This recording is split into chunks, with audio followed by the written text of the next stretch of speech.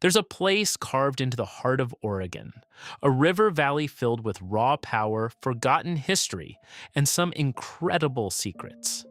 It's a place where you can literally see 50 million years of geologic history written on the canyon walls. Today, we're taking to the skies to explore the Deschutes River Valley like never before. We'll see the thunderous plunge of its most powerful waterfalls and uncover the stories etched into its ancient canyons. This is a side of Oregon you probably haven't seen. The Deschutes River is the absolute lifeblood of north central Oregon. For thousands of years, it has cut a path through a landscape of high desert and volcanic rock, creating a canyon that in some spots is nearly 2,000 feet deep. It's a place of stark, beautiful contrasts, the cool, clear water and the ribbon of green life along its banks, pushing back against the rugged red-brown cliffs. Our flight today will take us through this dramatic landscape, from the roar of multi-tiered waterfalls to the silent echoes of a railroad war that once raged right on these banks. We'll kick off our aerial adventure at a place that seems to defy the dry landscape all around it, a powerful three-part cascade known as White River Falls. Flying towards White River Falls is a bit deceiving.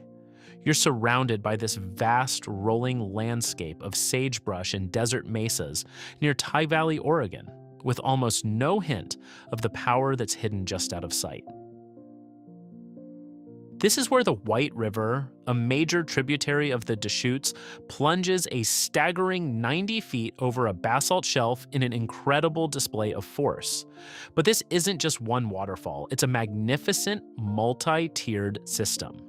From our drone's eye view, you can really see the two main drops that make this place so special. The first, the upper drop, is a wide, powerful curtain of water, a spectacle all on its own. Below it, the river gathers itself before funneling into the tighter, more focused plunge of Celestial Falls, framed by that ancient, water-sculpted basalt. But the show's not over yet. Just downstream, the river tumbles one last time. This is Lower White River Falls, dropping another 21 feet into a stunning, almost impossibly emerald-colored pool. The contrast of the churning white water against the dark volcanic rock and that brilliant green pool is just something you have to see to believe. We're filming in late April, and as you can tell, the spring runoff is at its absolute peak. If you came in late summer, you might see nearly bare rocks, which really speaks to the seasonal extremes here. Flying higher, you get a real sense of the geology. The falls are carved into layers of Columbia River basalt, volcanic rock that flooded this whole region millions of years ago. The canyon walls tell a story of immense volcanic and hydrologic power, a constant battle between fire and water that shaped everything we're seeing. From the sheer drop of White River Falls, our journey now takes us to the main stem of the Deschutes River itself, to a place of immense cultural and historical weight, Sherar's Falls.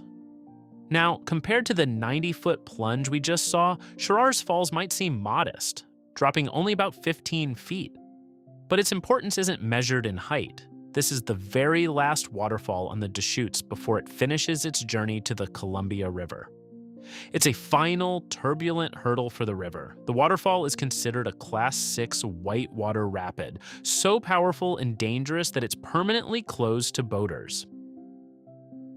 What truly makes this place sacred are the stories it holds. For thousands of years, since time immemorial, this has been a vital fishing ground for the Native American tribes of the region. Today, managed by the Confederated Tribes of Warm Springs. As we circle above, you can see the evidence of this ancient tradition. Notice those wooden platforms clinging to the rocks over the churning water? Those are fishing platforms used for a traditional method called dip net fishing. It's a technique passed down through generations, perfectly designed for harvesting salmon and steelhead from these rough waters. As we fly over these canyons, it's not hard to imagine the echo of steam engines fighting their way through this landscape. What you're looking at is the BNSF Oregon trunk line, and it's not just a marvel of engineering, it's what's left of one of the wildest stories from the American West. In the early 1900s, Central Oregon was a vast, railless land, and two railroad tycoons, James J. Hill and Edward Harriman, were in a heated race to be the first to lay track. What happened next was dubbed the Deschutes Railroad War. For months, their crews battled for control, building two parallel rail lines on opposite sides of this very canyon. We're talking brawls, dynamite attacks, and sabotage as each side tried to one-up the other through this narrow passage. Our drone gives us the perfect vantage point to see how that war ended.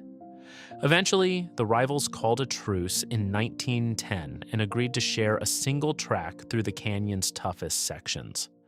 The line we see today, now run by BNSF Railway, is a direct result of that compromise, and it's still a critical artery carrying trains through the heart of Oregon. From the air, we can trace its incredible path. Look right there, where the tracks disappear straight into the canyon wall. Those are the iconic tunnels of the Deschutes River Canyon, blasted through solid rock. And over here, you can see the line soaring over the river on massive steel trestles. The final golden spike was driven in 1911, and today, this railway stands as a silent monument to the fierce competition that opened up Central Oregon to the world. Leaving the railway behind, we now head downstream to a stretch of the river that shows a completely different side of its personality: recreation. Dozens of recreation sites line this part of the canyon, making it a paradise for anyone looking to connect with the wild landscape. Our first stop is the popular Mack's Canyon. From up here, we can see the campground and boat ramp tucked into a sweeping bend of the Deschutes. It serves as the northern end of the lower Deschutes River, backcountry byway, and is a major hub for boaters and anglers. It's a place where the high desert meets the water, creating a stunning backdrop for rafting, fishing, and hiking. But Mack's Canyon is just one of many gateways to the river. Flying back upstream, we pass over several other first-come, first-served campgrounds managed by the BLM. There's Rattlesnake Canyon Campground, located at the mouth of its own canyon and offering direct river access from several of its sites. A little further south is Jones Canyon Campground, another spot nestled into the rocky riverside landscape, popular with those seeking amazing canyon views.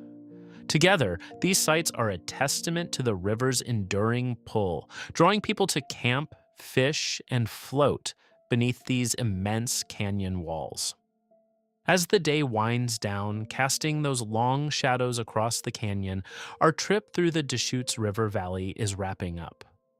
We've seen the raw power of White River Falls, felt the deep living history at the sacred fishing grounds of Sherar's Falls, and followed the iron path of a railroad born from a bitter rivalry. From the sky, you can really appreciate how this river shaped not just the land, but the lives that have always depended on it. It's a place of incredible geological drama where millions of years of volcanic fury and patient erosion have carved out a natural masterpiece. But it's also a place of profound human stories, of ancient villages, sacred traditions that are still practiced today, and the bold engineering that connected this remote landscape to the modern world. The Deschutes River Valley is so much more than a pretty backdrop. It's a living museum where every cliff face, every rapid, and every bend in the river tells a story. It's a powerful reminder of nature's endurance and the deep marks that history leaves on a place. This is a corner of Oregon that rewards the curious, a valley of secrets just waiting to be discovered. Thanks for joining me on this aerial tour. Have you ever visited the Deschutes River Valley? What's your favorite spot? Or is there a hidden gem that we missed? Let me know down in the comments. And for more journeys through the world's most incredible landscapes, make sure to subscribe and turn on those notifications. We'll see you on the next adventure.